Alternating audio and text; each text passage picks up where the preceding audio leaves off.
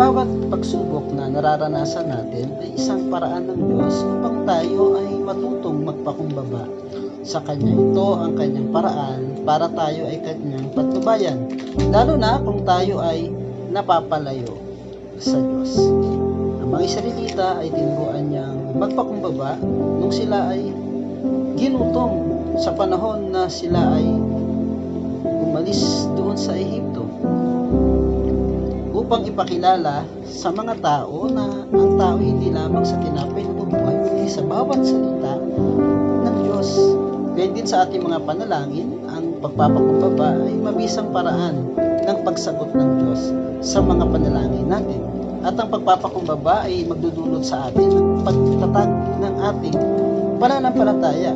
Kaya nga napakahalaga na tanggapin natin na may pagpapakumbaba ang salita ng Diyos. Kung ano ang Kanyang sinabi, kung ano ang Kanyang payo, mahalaga na tayo ay sumunod. Dahil ang tunay na katangian ng taong marunong ay marunong magpakumbaba. At dahil dyan, kinalulugdan ng Diyos ang lahat ng tao may puso marunong magpakumbaba sa Kanyang mga salita. Purihin ng Diyos, and God bless us all.